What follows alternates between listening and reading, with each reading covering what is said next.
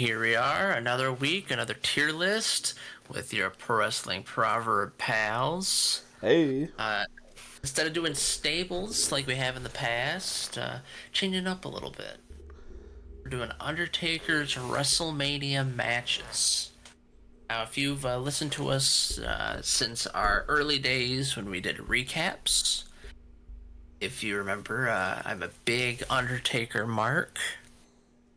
If you actually go to our YouTube channel, one of our videos in the vault was a DIY episode, which about fixing the Undertaker streak. So for those of you that like the scriptures, a DIY was a precursor to the scriptures. I got to change it to scriptures. We can't monetize like a DIY thing, like with the scriptures. We made the scripture book, Yep, and that that's on our Etsy store. Link in the description. But exactly. but yeah, DIY. We're gonna sell like a toolkit. We sell a tag team that was popular in developmental but couldn't do anything in the big leagues.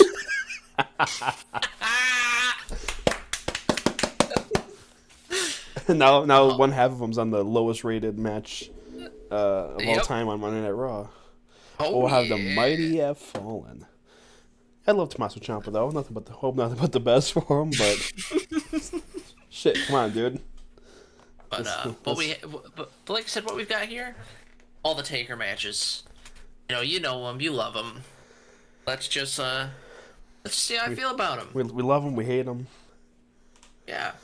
First one we've got here in the lineup, of course, that very first WrestleMania with Jimmy Superfly Snuka. I would put this at good. I So, mean, so Jimmy Superfly Snuka, he fought a dead man. Was this before he made somebody a dead woman, or after? I don't remember. I think before. Before. All right. No, I think it's after. I think he did it when he was still relevant, and he wasn't at this point. Which is why Vince protected him. Yeah. But yeah, I put it at good because I mean, it's not awful, but it's nothing special. It's just the first one. Nothing really special to say about it. Next, we got Jake Roberts, and the story with Jake Roberts with this match is he decided to go to WCW. He's gonna get this big contract and get this big main event spot. He did it because he didn't like that Vince wouldn't put the title on him. Vince wouldn't let him be a writer. Joke's on him, because in between leaving WWE and going to WCW, Bill Watts took over. And Bill Watts didn't like him, so Bill Watts ripped up his contract. And Jake Roberts was making less than he did in WWE. This, again, is a good one.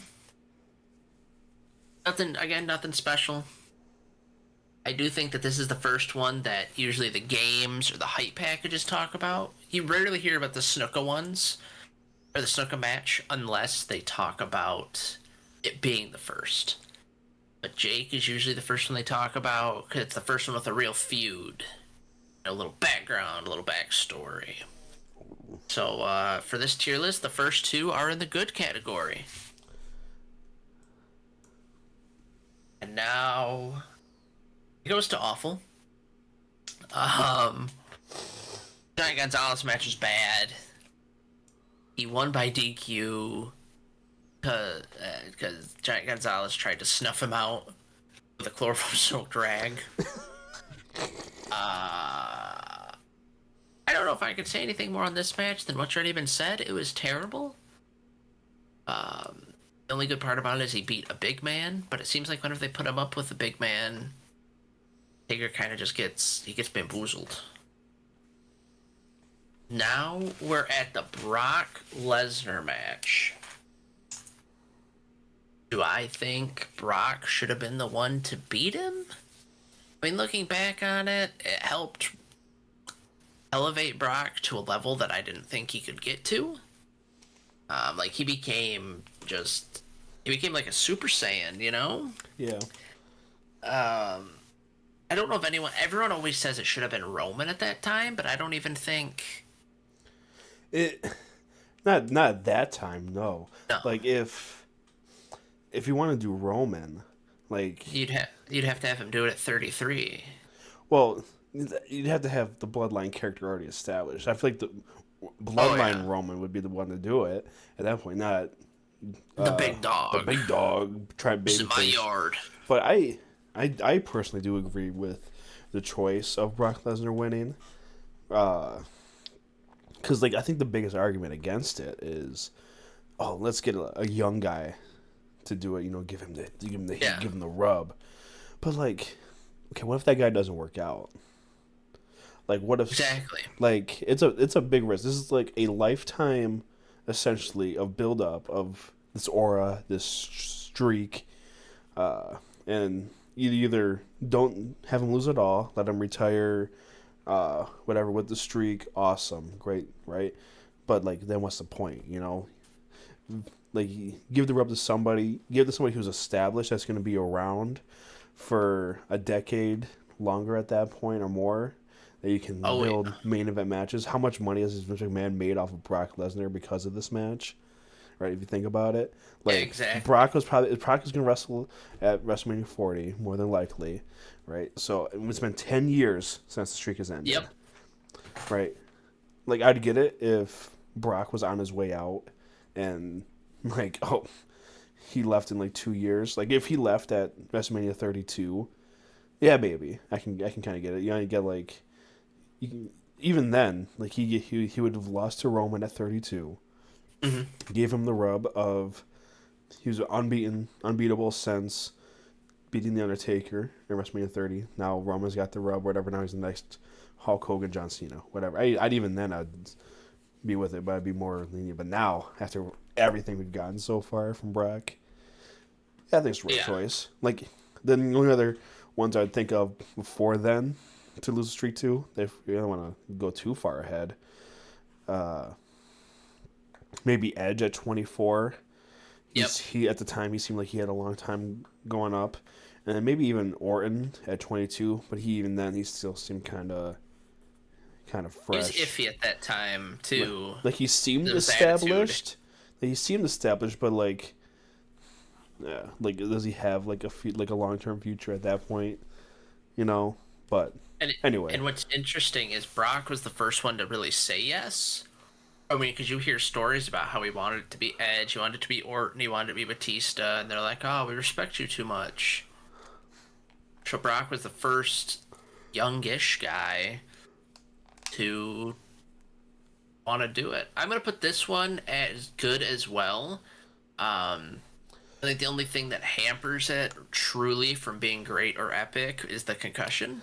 yeah, the match, like, well, yeah, put it in context too. At the time, uh, Undertaker's come off of like four straight like all time like Oh yeah. Mania matches, which are coming up here on the tier list. I want to spoil them for now, but like, so you're gonna expecting like, oh, this is gonna be another great match. Brock is awesome, right? He's had great matches with Triple H and John Cena up until this point, Yep.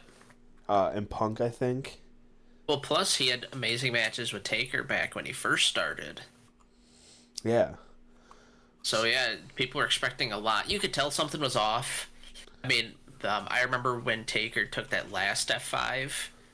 He wasn't sprawled out for it. He was kind of crumpled up. yeah, Yeah, that's why it's a good. And again, this is based on just the matches. This isn't the befores. This isn't the afters. This isn't the victory. So it might seem a little crazy putting this with the first two matches, but again, I mean, they're about the same. They're not great in my mind. The next one, it looks like it is CM Punk there. yeah. CM Punk, I'm going to put this one at a great if the others are good. I wouldn't call it epic or legendary. I mean, essentially with this ranking, so we'd have S, A, B, C, D. So this would almost be a B ranking, which I think fits. Um, if it was based on the build, I think it would be higher because this is where they brought in, or not brought in Paul Bear. Paul Bearer just passed away, so Paul Heyman and CM Punk did a lot of poking at Paul Bearer, and Taker essentially, had to defend his honor. It was a good match, especially like you said, coming off all these other great ones. I know Punk wasn't too happy doing this, from what I've heard, because he wanted a title shot, and they had to tell him, Taker is like wrestling for a title, and he kind of brushed it off. But as we've learned from our podcast, Bill kind of a little crybaby. A little bit. This is the main event. You're in the main event. You're wrestling Undertaker. I want a title. This ain't the territories no more, pal. So next we have Triple H. 2 Triple H matches. Yeah. I'm trying to see here on my screen. The one that you're hovering over now is the second one. Yep. So that's the one that had Shawn Michaels as ref. Yep. Hell in a That's Cell. the one. End of That's an the one era. where you really felt like this was going to be it. You really thought Triple H was going to win. I was waiting for the internet comments of, "Oh, he booked himself to beat him. Of course he did." In my opinion, think it's a legendary matchup. It's got Hell in a Cell, Shawn's moments as the ref. Even I know I said I wasn't counting the victory, but even the walk up the stage adds to the aura. Where they're all there together and it was supposed to be the end. And, funny enough, these 3 were involved in a match years later. When it was DX vs. Brothers Destruction. So it clearly was an end of an era. And Taker and H fought each other at another foreign show. So it was just a big lie. As for their first match, I put that at epic. I don't go legendary with it. There's something about that second one. I don't know if it's because they're in the cell. I don't know if it's because, like I said, this was one of the first times you're like, oh man, he could actually lose. Just something about it. Both of them are really good though. Definitely go out of your way and watch them if you haven't. They are able to teach something about chemistry that I think is lost on some people today. Yeah. But that's what happens when you fought each other for 20 plus years. Now we have that Sid Vicious match. Psycho Sid, WrestleMania 13. The one that was essentially all the advertising was built for The Undertaker. This is another good one. I mean, 2 big men. Sid is not as bad as Elegante. He might get razzed on a little bit, but he's not terrible. These 2 did what they could. The WrestleMania as a whole was a letdown minus Austin and Hart. If Austin and Hart weren't on it, it'd probably be regarded as one of the worst Manias of all time. Taker, I always found it funny that, WrestleMania 13 he wins a title. 10 years later, WrestleMania 23 wins a title. Coincidence? Maybe. But before 23, we have this stinker in 22. Oh. Mark Henry and Undertaker in a casket match because they didn't know what to do with Taker. Yeah, that's the problem I have. Like, why is he fighting Mark Henry? Because it was supposed to be Taker and Kane against Snitsky and Heidenreich. That's even worse. I think having the Brothers of Destruction would have made it salvageable, especially because you figure Taker and Heidenreich had a months long feud and Kane and Snitsky even longer, so it was there. And the rumor was Heidenreich was going to jump Kane, Snitsky was going to jump they're going to do it for each other, create this like monster tag team, because you figure at that time Snitsky and Heidenreich were both legitimate monsters on the roster. Snitsky didn't get his foot fetish yet. Heidenreich didn't join LOD. Yeah. I forget exactly what made it where it was Mark Henry in a casket.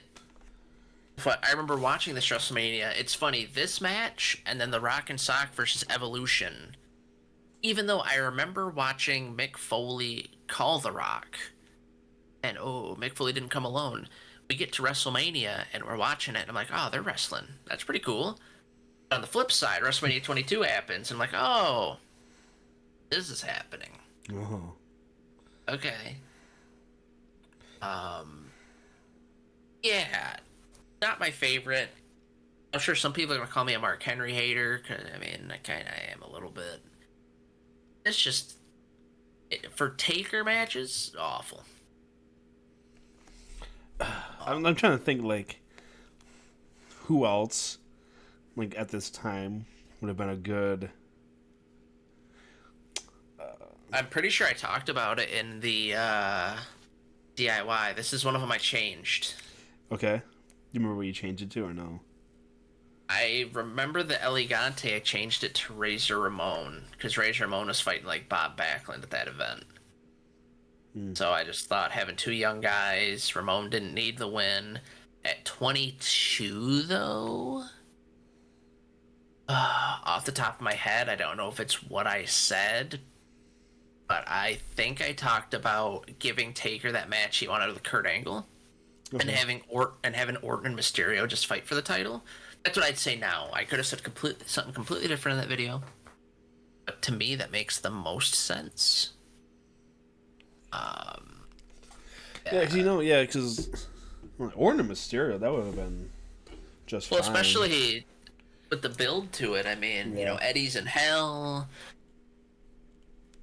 Because they could have had it where Orton beat Mysterio for the #1 contendership, and instead of having Teddy Long come out and be like, "Ooh, it's a triple threat now, haha," have Orton then beat Angle for the title. And then he could be like, ooh, I'm the #1 contender and the heavyweight champion. I guess I can take Mania off. Bye. And then that's when Teddy Long comes out and goes, well, since you're the champion, you need #1 contender, and it's Rey Mysterio. And then you could have Kurt and Taker fight. But, Anyway. you said we got Taker and Mark Henry. What's this one here? Is that Taker and Triple H, WrestleMania 17? Yeah. I'm going to put that one at great. It was a slugfest. It's one of those that they kind of left off his streak for a while until they could say, ooh, this is the first time he's fought someone 3 times. But until then, it was kind of a blip. It was kind of thrown together. The story with this, I remember, is Bruce Pritchard said they were in a meeting, and it's like, oh, do we have anything for Undertaker? Oh, shit. Do we have anything for Triple H? Oh, shit. So they just plopped them together. It works. Yeah, next up we have Diesel here. And it was good. It wasn't awful. It was a young Diesel, a young Undertaker. I'm a little upset they didn't have more athletic moves, because that was at a time they both could do it. I want it to go a little longer as well. You know, it was good. Good. Now we have Taker and Shawn. Both of them. Oh. I'm going to group them together. I think they're both legendary. I was about to say.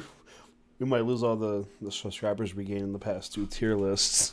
if you didn't put those 2 at legendary. They're both legendary. They're both...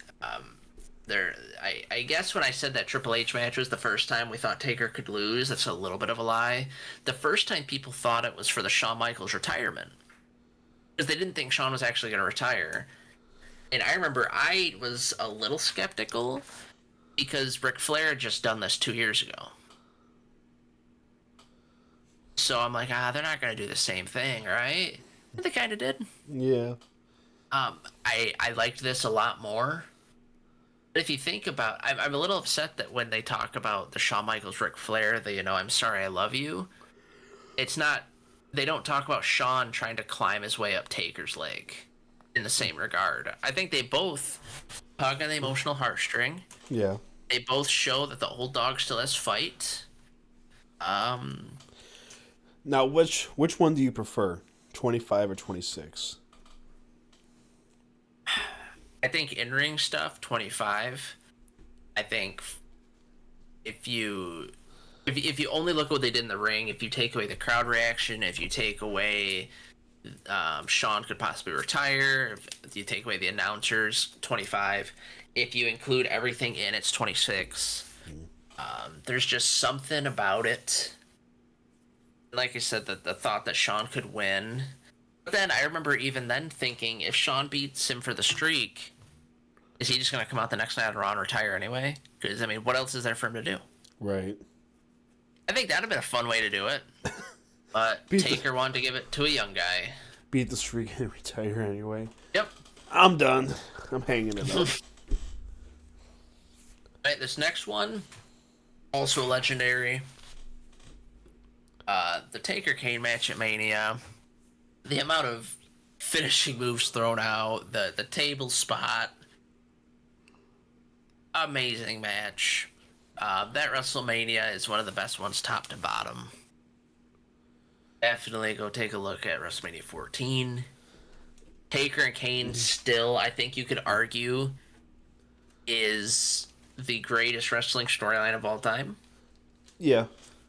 Not only for its initial run, but how, they would separate for a while, and then it seemed like they'd come back. It seemed like every 4 or 5 years they'd either team or fight. And I mean, kind of made you believe they were actually brothers, 'cause that's what real brothers do.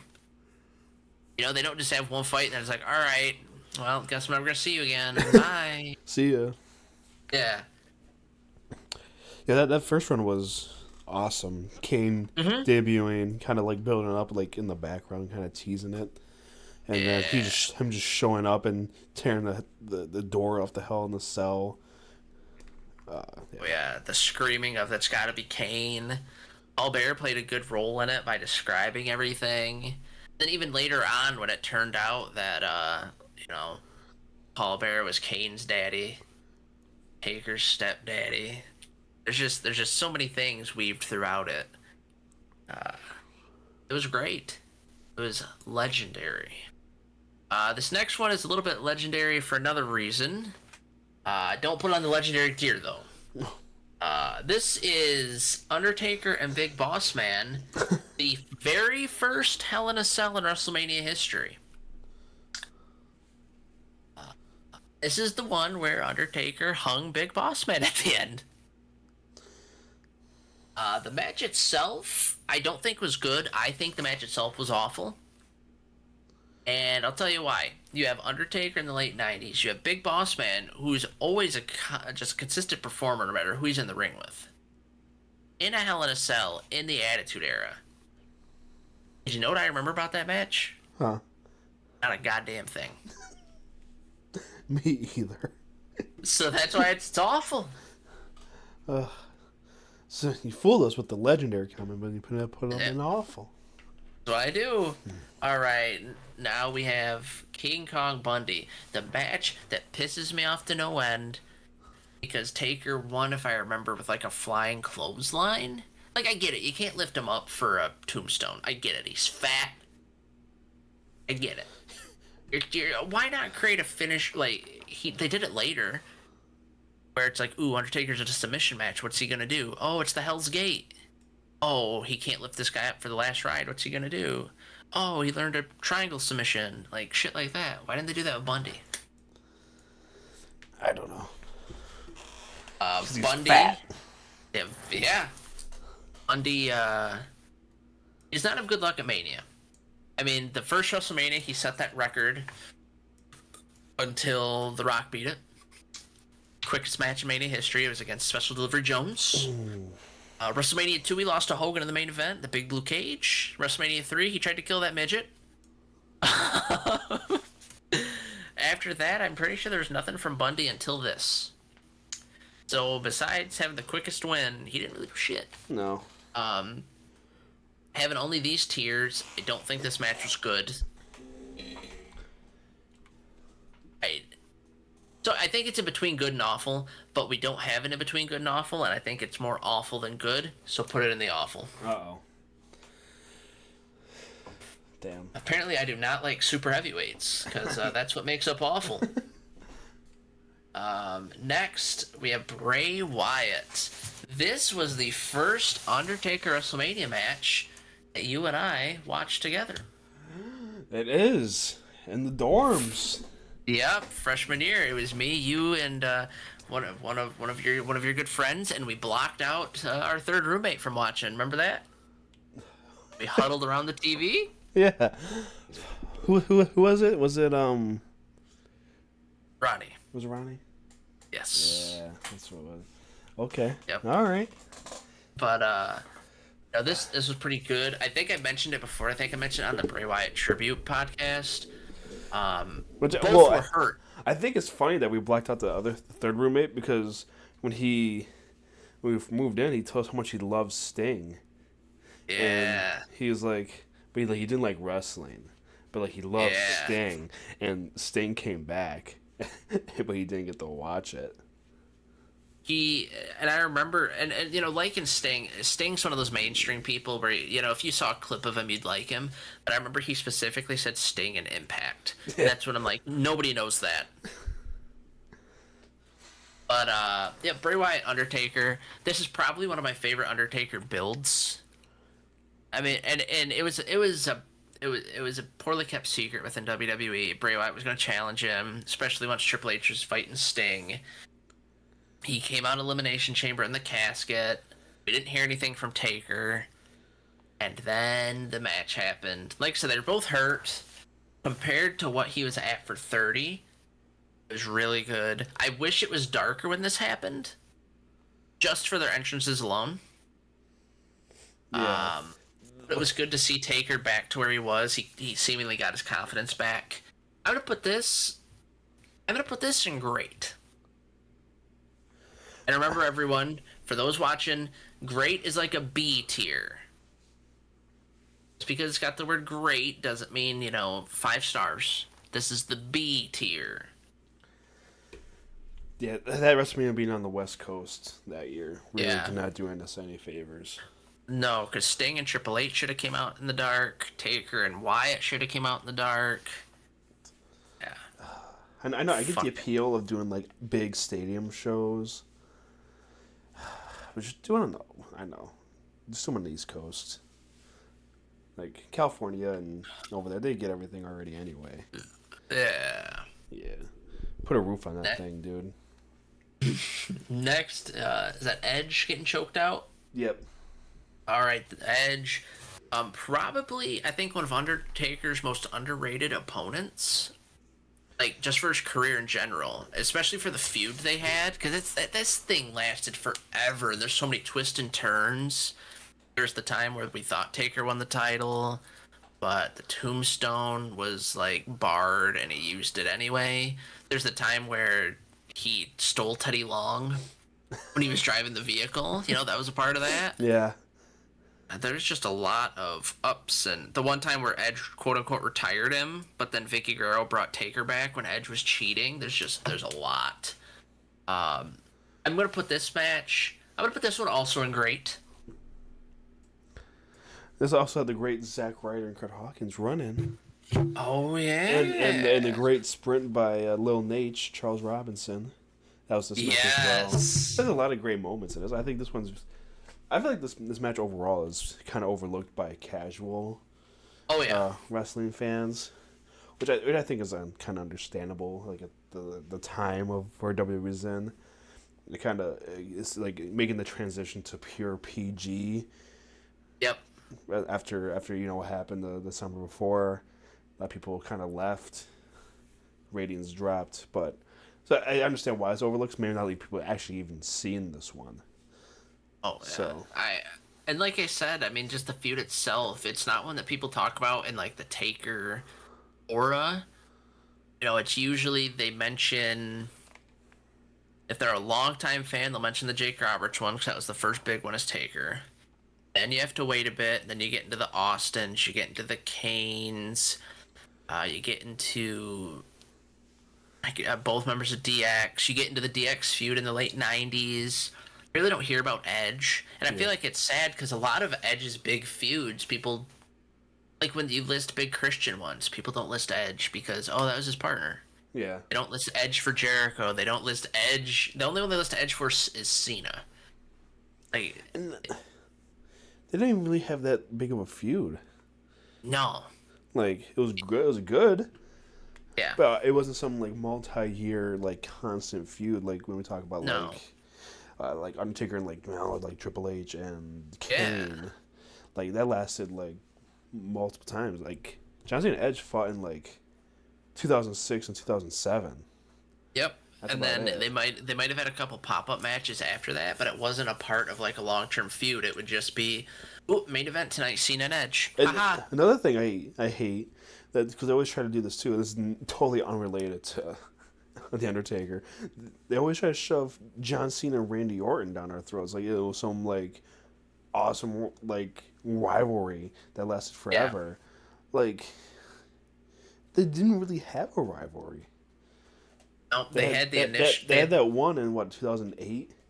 Yeah, they had the initial one, and then again they kind of popped up here and there. Sometimes the title would be involved, but it wasn't like, ooh, I hate you, I'm gonna fight you, Yeah. like Taker and Kane. Then they did the match right before WrestleMania 30, and they're like oh this historic WWE rivalry. I'm like, dude, this is like their second rivalry like ever outside of just like Yep. random matches. Whatever. Anyway, let's move on. Undertaker Big Right. Show WrestleMania 19. Oh, it's actually Oh, it's a tag team match. That's right. yeah, Undertaker and Nathan Jones versus the A Train and Big Show. Nathan Jones was taken out on Sunday Night Heat by the FBI. Nuncio, Johnny Stamboli, and Chuck Palumbo. Who, fun fact, his biker gimmick later on was based off the Undertaker, and that's why they put Michelle McCool with him. But Nathan Jones was taken out because he kind of sucked. So then it was Taker coming out to Limp Bizkit's Rollin', even though by that point he was using his other theme. Facing Big Show and A-Train, who were part of like Paul Heyman's heavies. Well, I don't know if he had them officially yet, but it became his heavies. It was good. I don't think it was awful. I think the Nathan Jones run in at the last second to see an almost 7-footer do like a fucking spin kick and take out one of the guys. It's funny. I remember this is one of the I watched 18, but 19 was the first one that I watched and like I grasped what was happening. Yeah. So to see Taker do a tombstone, because I had SmackDown 2, I had Raw's War, and I knew he did the tombstone, but I'd never seen him do it. So to see him do it, I'm like, oh shit. And I'm like, oh, it could happen. And then the next Royal Rumble, they're like, ooh, the dead man's coming back. Well, guess what? Didn't. Oh no, it might have been the Rumble before this too. They're like, it's gonna be the dead man. It's like, ooh, nothing. Not until the next year's Mania. Next match has a very. It's funny. I see the next two coming up. This next one is very nostalgic for me. This was 18. Yep. This was Ric Flair. Arn Anderson dropped that badass spine buster. This is the match that you always hear. Whether it's Flair, Taker, McMahon, Triple H. Ric Flair before this was a shell of himself. WCW killed the man's confidence. Yeah, I did. They shaved his head. They had him come out in his underwear and act like he was in a fucking psych ward. They shaved a strip down his young son Reed's head. They made him president. They told him he was too old. He was a shell of himself. That's why when he came back, he was just supposed to be a commissioner. Then he fought Vince McMahon, and it got something up. Then they asked Taker who he wanted at Mania. And he said, I want Ric Flair. If I can't get Ric Flair, I want Rob Van Dam. It went to Flair, told him that. Flair decided he'd do it, but he said he didn't have the confidence. He didn't know if he was the Ric Flair. And you can tell minutes into it, he's back. And it was because of this match that Flair lasted the next 6 years. Running the road with H, Batista, and Orton. Having that tag team with Carlito when he eventually won the Intercontinental title, winning the tag titles with Piper. It was because of this match. Not to be biased on these, but I'm putting this one in epic. Okay, it's your tier list. You can be as biased as you want. This was especially for the time, like I said, this being Ric Flair's first true match back. Because you can't count Vince. I mean, You're not wrestling Vince McMahon. You're fighting him. Right. And then Taker being able to do what he does, plus that Arn Anderson spine buster. That was before Arn picked up the Glock. So, yeah, epic. And I said I saw the next two on here.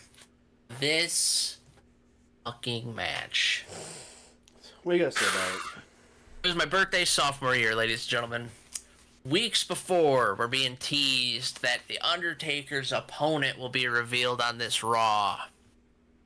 The rumors were another Kane match, which would have been fine. Goldberg, holy shit. Kurt Angle, welcome back. That it's the match Taker always wanted. Mm-hmm. Even Cena at this point. There's just a laundry list of people. I was at the movies. Someone took me to watch The Witch in theater.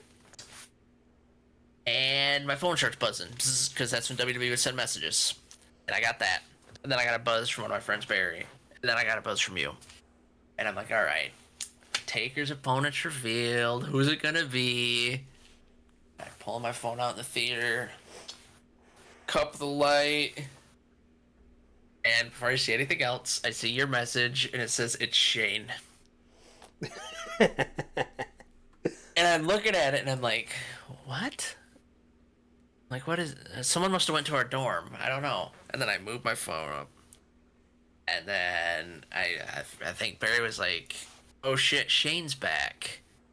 And then I move it up more, and I see Shane McMahon has returned for the first time in blah blah blah years. And I'm like, are you fucking kidding me?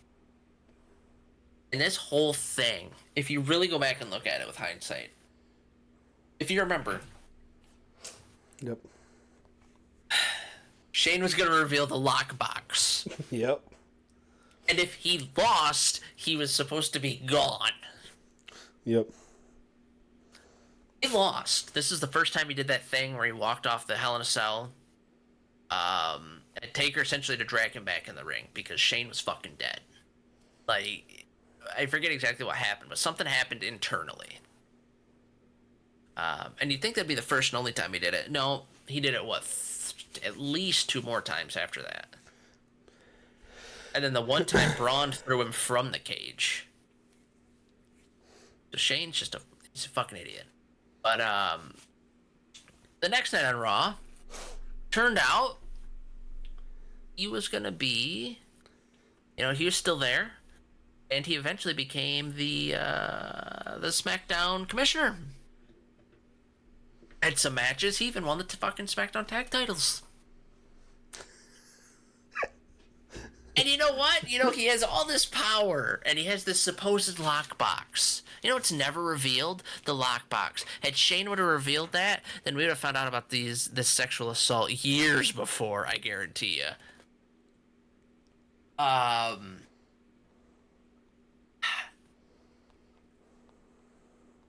What can I say? Taker and Shane. It was a good match. Not awful. You know, we all It's pretty not good. great. I'm gonna put it in good. I remember kind of enjoying it. I remember having like positive feelings about it when it was happening. Yeah, I had positive feelings that Taker won. Because remember, if Taker lost, he'd have to retire. And that's how I was like, oh, here we go. Here we go. McMahon's gonna kill Taker. Can't wait.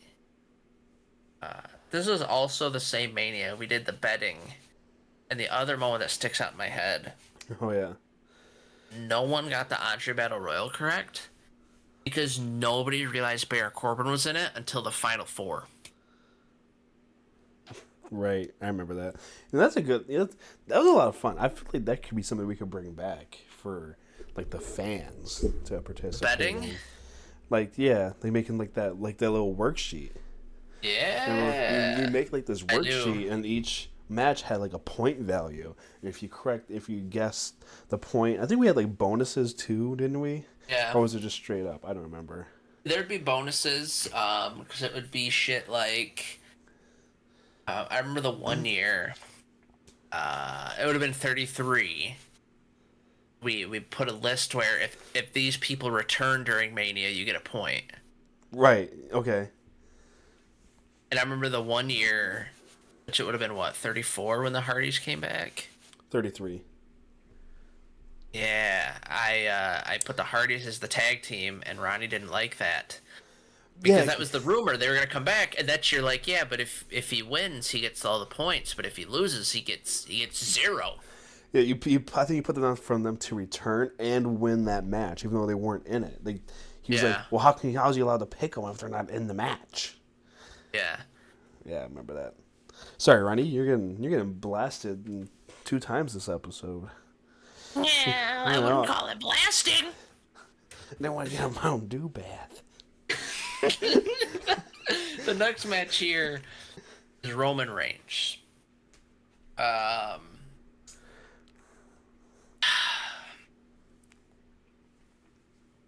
gotta put it in the awful tier, right? I think you kind of have to. Like this is one of those where on paper this should have been great. The build-up was there. There wasn't a true heel. Roman was essentially like, "I'm gonna put you down," and Taker's like, "I don't know." But Taker was so out of it at this point. He did not need to go on last. He did not just.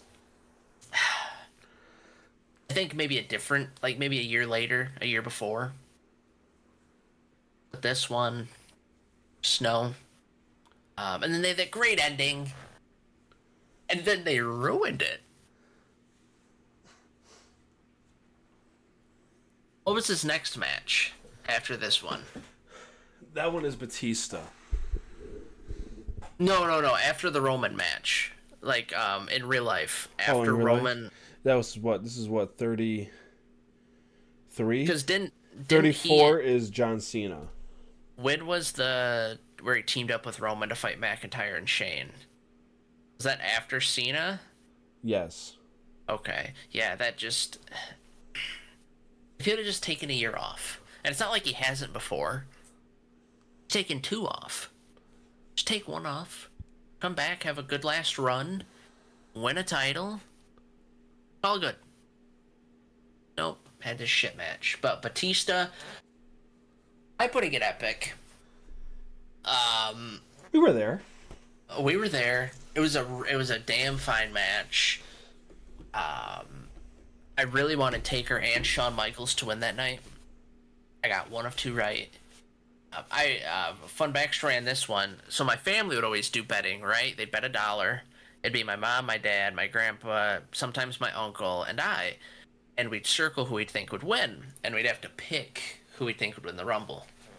Well, before this on WWE.com, they had all the former, I think it was Royal Rumble winners. Forget how they did it. Maybe Royal Rumble MVPs. I don't know, but it had 30 people, and fans had to vote who would win. Well, Shawn Michaels won, and I'm like, it's a little suspicious. I think maybe Shawn's gonna win. Well, then my mom noticed that he beat Undertaker. So then she just said it'd be Undertaker. And she won the betting because she picked the Undertaker and he won the Rumble. But yeah, it I was like pretty that. I cool. like that. The match was, I think it was a good match. I think this is another overlooked one. I think 23 and 24 are both overlooked only because 22 was so bad and 25 was so good. What are you gonna do though? Yeah. Next up, we have the other Evolution member, Undertaker, of course, the only man to beat all four members of Evolution at WrestleMania. Side fun fact: as of right now, the most recent Evolution member to have a match, Ric Flair, because Randy's been out for 1,000 fucking years, Batista's retired, and Triple H's heart is connected to a machine. His heart is broken. With the recent Yeah, rumors, so. yeah, depending on the rumor. But I'm gonna put Taker and Orton at legendary. Oh, okay. I think these two had some ungodly chemistry. Um, this is one of those feuds. Like, there's never a dull moment, and they would take breaks when needed, but it'd always come back. Just like the match, I don't think there's a dull moment in this match. Kept you invested, kept you there. This is definitely Randy Orton's coming out party. Um, this was the beginning of this new era of Taker matches. Because I mean, if you take out Mark Henry, you go Orton, Batista, then it would be Edge, Michaels, HH, and then even the Punk one. That is a hell of a stretch. Yeah. But Mark Henry's there. Now this next one, based on what's left, this has got to be WrestleMania 20 against Kane. Yep. Well, there's one missing, I think. What one didn't they put on? The Boneyard match. Oh, well, we don't have a spot for it. I'm gonna put that one a legendary too. Boneyard match. I can work on something real quick. Give me one sec. Because this was at a time when those pre-tape matches were being shown everywhere, and Matt Hardy did real well with his. I'm not gonna take anything away. But everyone was trying it, and the Boneyard match, you wondered, because it being supposed to be Taker's last one, if they're gonna do it right. Fuck, they did. AJ is such a good performer. Having the other two members of the Bullet Club there. The scenery was perfect. The action shots itself. That was an odd WrestleMania. But between the Boneyard match and the Firefly Funhouse match, Hold on. that was a good year. And I think I've asked you this probably a half dozen times. Because this was the COVID mania, obviously. Yep. Oh man, I'm sorry, guys. I'm adding the picture, just adding a picture from it. Yeah, I do. I think both of the cinematic matches were legendary. I think a lot of this Mania, the COVID Mania, they did really good with what they were given. It's funny to look back and see that Austin Theory was in a tag title match. Yeah. I think so. Yeah, and it just, like I said, with what they were given, they did really good. Even if you want to be a little dickhead and say that the Big Show technically main evented WrestleMania. Sure. Still a good card, still a good night. Boneyard match is definitely legendary in my opinion, though. Alright, just in case you add a couple, I'll add it right there. Boom. Okay. Legendary. So it's on, yeah, you can't see it, but it's on the screen for fans. We got the legendary, And then the next match is Kane at 20. This is another nostalgia one for me. Like I said, I wanted the Dead Man Undertaker to come back. I did. Paul Bearer was there. That's it's always chilling when Kane's in the ring. The music starts, and then you hear Paul Bearer say, "Oh yes," and then the Druids come out. Paul Bearer didn't want to be on TV at this point, but WWE agreed to pay for weight loss surgery. If he'd do it, and he did. Because, I mean, how are you going to have Taker come back without Paul Bearer? Right. Which is funny to say, because the next time Taker and Kane feuded, Paul Bearer turned on him. So, he's always there. Papa Bear's always there. Taker, this was a good match. From everything I've read, Taker didn't want to go back to the Dead Man gimmick. He thought he did everything he could with it. And then he thought this would be like a one and done. He stayed the Dead Man until he retired. Oops. And that was at what? 35? So he was at least the Dead Man character for another 15 years. I'm sure you like Granted, sometimes it was one time a year. Still. Still counts. Yeah, yeah. I'm gonna put this one at great. I think if I need to stay true to what I said, where it's about the match itself, it's only great. This would be legendary if you added in the Druids, him becoming the Dead Man again. This is my favorite iteration of Taker, because I think later on he dove all the way into the Dead Man again. This one it was a combo of Dead Man and Biker. Yeah. Kane did great acting scared. I always thought that was funny, especially that's when I thought Kane looked his scariest, when he had the one eye whited out, the bald head. He kind of stood like a crazed man, and he's terrified because his big brother's back. It's a good time. WrestleMania 20 is another one of my favorite manias. I think that's how your little brother feels whenever you come home. He's got the same look on him. Probably. He's got the same look on his face. No, you're dead. I saw you die. I slowed my heart rate down. The last match we've got here, Cena and Taker. This one is a sore spot for me. The more I learn about it, I guess Taker was told he'd have a long match with Cena, and they even rehearsed for one. And about, I don't know, 10, 20 minutes before he went out for the show, Vince told him it would be a 5-minute squash, and Taker would win, and Taker tried fighting it, and Cena looked at him and said, "You're gonna win, what's the point?"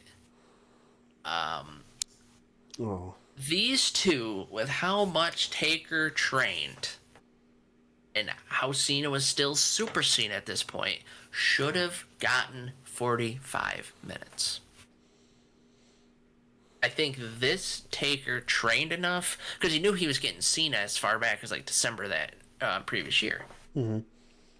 I think he would have been ready. Cena could have carried him. I don't think Roman, at the point that he and Roman fought, I don't think Roman was ready to carry Taker. Cena could have done it.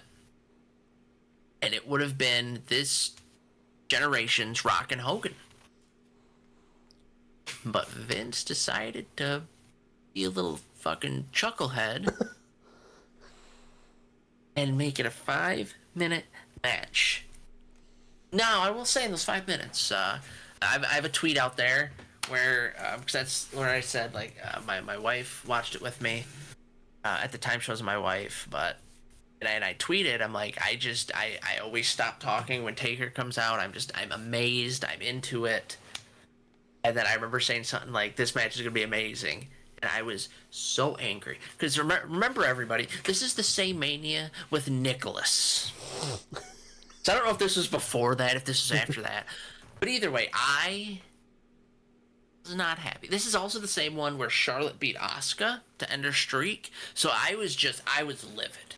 This was not the Mania to show my future wife. The first Mania to show my future wife. Because anything I said, Vince and Gorilla was giving me the bird. I will say, though, Taker hit all his moves. He did pin Super Cena, which is probably, like, really the biggest accomplishment in his Mania portfolio. I would put this one under Epic.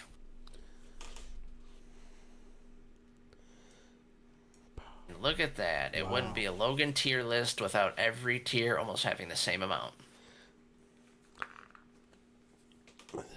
I think it's pretty even, because if we consider everything under, like, great as, like, his quote-unquote bad matches, like his lower half, I think it's pretty even. We got, 1, 2, 3, 4, 5, 10, 11, 12.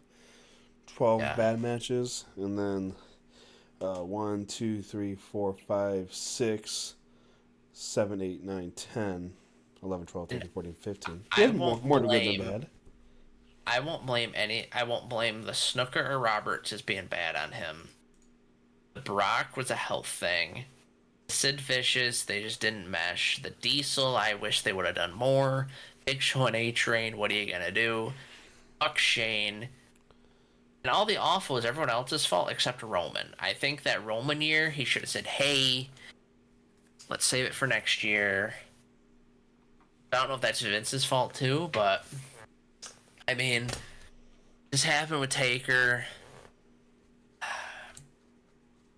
But yeah, a lot of his matches, I want them to put out a complete set of all of them. Like a DVD? They had one for when he was like 13 or 15 and 0, but I want a complete one where I just watch them. I'd also like it if it gave a little backstory for each one. Or maybe even had him watching it and just giving commentary. Oh, like a director's cut thing, like a director's commentary. That'd be cool. Because one of those things I always liked. I loved Steve Austin's podcast when you do that, where he'd talk over the match. Yep. I would love for them to do that. Yeah, they should do that more. Why is that not a show on the network or Peacock. It's fun. It's fun to go back because then you can compare things to how they currently are, or maybe even see if predictions held true. Do you know where you could see that? Where? Tell me. On our Facebook page. I recently, I'll give them another shout out. I've shouted them out on two types of social media. But our good friends we went to Starcast with, the Shearer brothers, Zion and Jesse, gave Okay. me boxes of wrestling magazines, dating all the way back. The oldest is May of '82. All different publications. And I decided I'm gonna just randomly. I of course have them sorted by publication and release date. So I figure every so often I'm just gonna randomly pull one out, see if there's any interesting article that can compare to modern times, or if there's a prediction. Like I know there's one from a 1986 magazine. Remember '86? Wondering if the end of Hulkamania was coming to an end. Hulkamania didn't die till like 2010 when he What do you mean, brother? was a bad boy. Well, I guess Hulkamania is still alive. Terry Bollea not so much. But the first magazine article I went over was Drugs in Professional Wrestling. This article was done in 1987. Talked about the article a little. I talked about its importance then and how it connects to now. Just a little something else, just to give us another branch on the pro wrestling Proverbs tree. You know, Logan. Yeah. You know, you do all these tier lists. You know, when am I gonna be able to do a tier list here? Do you want to do a tier list? I want to do a tier list. Just give me 1 second. Give me 1 second. Yeah. You can pick anything out. Probably wrestling related, but I mean, if not, I guess, I mean, you're controlling it, so do what you will. Do what you will. Okay, just give me 1 second. All right, this is the Pro Wrestling Proverbs fast food tier list. This isn't wrestling. This is it's fine, Logan. It's fine. Okay. I mean, Fine. I was saying the Colonel was DLC, so I mean, It counts, all right. Then counts, it's part of the wrestling cinematic universe here, all right. They're all connected. okay. In and out. All right. I've never had it. You know, the pictures look good. I think I feel like it's kind of expensive, but we'll put it worthy of my money tier. Okay. Wendy's. I'll also put it worthy of my money tier. You know, I don't get it all the time. You know, it's kind of like, you know, when you want to like eat something fancy, but it's like fast food. Then you go there. we had some good Wendy's meals in college. Oh, this is Carl's Jr. Craveable. Carl's Jr. is craveable. Put that in the craveable here. Raising Cane's again. You know what? I don't think we had it. I don't think we ever had it. No, we've had something similar. We had Zaxby's. I heard Zaxby's is similar. All right, so we'll just rate Zaxby's. Zaxby's was worthy of the money. It was good. It was good. Oh baby, Taco Bell, baby. Yeah. Taco Top tier. Top tier. I could go. KFC. I'd rather starve. Del Taco, if it's available. You know, no hate to the Del Taco gang. You know, if Taco Bell's top tier. Taco Bell's there. Like if there's a Taco Bell and a Del Taco.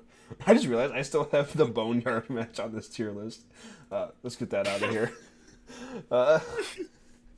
Chick-fil-A, top tier. Chick-fil-A's top tier. I'll wait in line all day for that.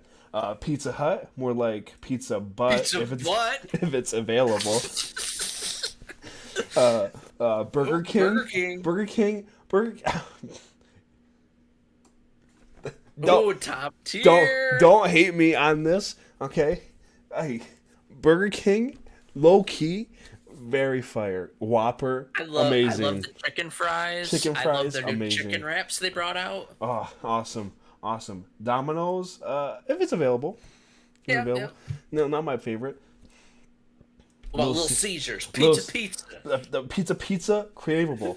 You know, I was just telling this today to somebody I know. Little Caesars is actually kind of like the shit. Yeah, you know? If you don't get hot and ready's, it's really good. And I think that's the issue, is everyone is so accustomed to their work bringing in hot and ready's and then them sitting for an hour before lunch that they're like, this is bad. But my wife and I, again, you know, we go to Little Caesars sometimes, we make our own pizza, we get dessert for like less than $20. It's real good. So Sonic, I will put that one in the craveable tier. That's a hedgehog. It is a hedgehog. I will say, uh, the double cheeseburger at Sonic is actually really good. I've had it a couple times in my life, and it's Okay. always been amazing. Papa John's, The thing about Papa, Papa John's, also in the craveable tier.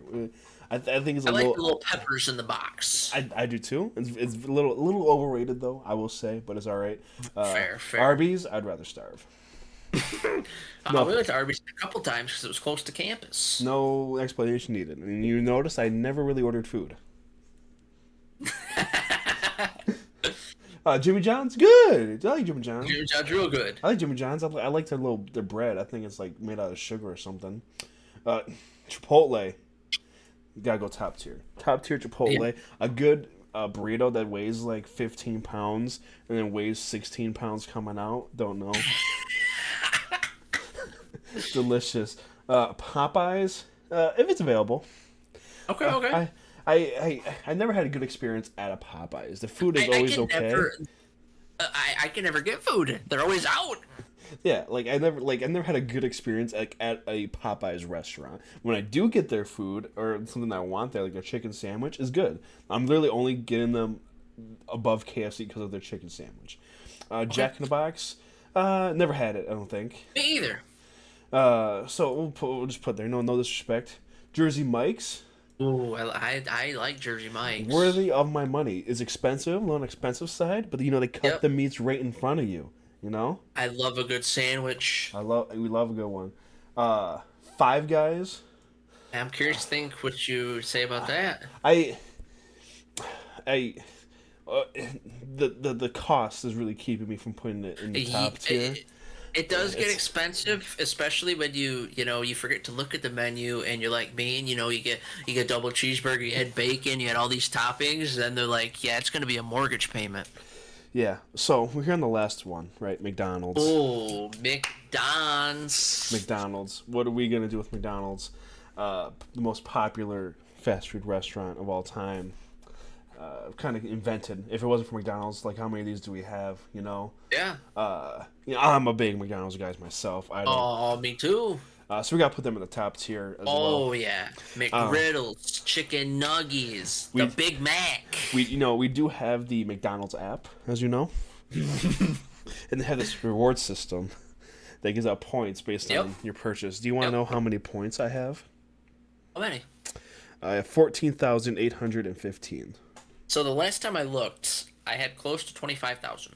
Oh, And I also found out that I have let a combination of 25,000 either expire or I spent it. Oh. So, well, okay.